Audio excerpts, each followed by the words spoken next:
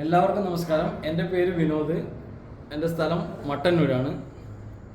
ഞാൻ 10-25 വർഷമായിട്ട് പ്രവാസിയായിരുന്നു. എനിക്ക് ഷുഗർ പിടിപെട്ടിട്ട് ഒരു 25 വർഷത്തോളം ആകുകയും ചെയ്തു. പാരമ്പര്യമായിട്ടുള്ള ഷുഗറായിരുന്നു.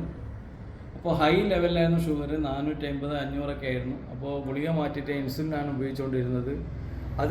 ഇടയിലാണ് എൻ്റെ സുഹൃത്തിൻ്റെ നമ്പറിൽ ആരോഗ്യപരമായ ഗ്രൂപ്പ് കണ്ടത്. അതിൽ ഐക്കോഫി എന്നുള്ളൊരു പ്രൊഡക്റ്റിനെ കുറിച്ചിട്ട് വിശദമായിട്ട് അതിൽ കേൾക്കാൻ തുടങ്ങി. നിരന്തരമായ ഓരോ വീഡിയോസ് ഞാൻ കണ്ടു തുടങ്ങിയപ്പോൾ അതെന്തുകൊണ്ട് എനിക്ക് ഉപയോഗിച്ചുകൂടാന്നില്ല ഒരു തോന്നലുണ്ടായത് കാരണം ഞാൻ ഐക്കോഫി ആ സുഹൃത്തിന് ഫോൺ ചെയ്തു സംസാരിച്ചു.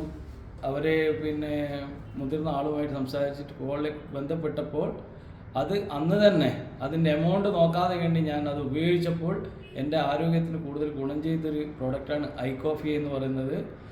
ഇത് ഉപയോഗിച്ച ശേഷം ഞാൻ ഇൻസുലിൻ നിർത്തിയിരുന്നു. പക്ഷേങ്കിൽ ഒരു കാരണവശാലും ഇതിൻ്റെ കൂടെ മരുന്ന് നിർത്താൻ പാടില്ലായിരുന്നു ഇതിൻ്റെ ആൾക്കാർ എന്നോട് പറഞ്ഞിരുന്നു. പക്ഷേങ്കിൽ ഞാൻ നിർത്തിയത് കാരണം ഷുഗർ കുറച്ച് കൂടി, നല്ല രീതിയിൽ തന്നെ കൂടിയെന്ന് പറയാം. പക്ഷേ ഹോസ്പിറ്റലിൽ ഞാൻ അഡ്മിറ്റായപ്പോൾ എൻ്റെ ഡോക്ടർ പറഞ്ഞത് നിങ്ങൾക്ക് ഷുഗർ ലെവല് H1C 18.5% ആയിട്ടുണ്ട്, 1000 ഷുഗർ വന്നിട്ടുണ്ട്, നിങ്ങളുടെ ബോഡീൻ്റെ എല്ലാ കാര്യങ്ങളും വീക്കായിരിക്കാം എന്നുള്ളതാണ് പറഞ്ഞത്.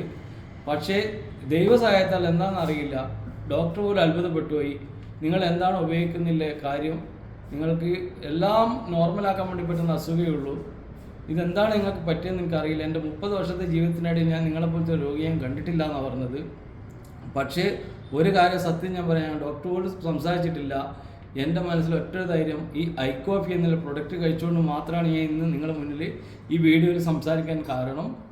തീർച്ചയായിട്ടും ഇതുപോലെ എൻ്റെ അനുഭവമുള്ള ആൾക്കാർക്ക് ധൈര്യത്തിൽ വാങ്ങി കഴിക്കാൻ വേണ്ടിയിട്ടും ഒരു സൈഡ് എഫക്റ്റും ഇല്ലാത്ത നമ്മുടെ ആരോഗ്യം നിലനിർത്താൻ വേണ്ടി പറ്റുന്ന പ്രൊഡക്റ്റാണ് ഐക്കോഫി. ഇന്ന് തന്നെ നിങ്ങൾ ഉപയോഗിച്ച് ശീലമാക്കാനാണ് എൻ്റെ അഭിപ്രായം.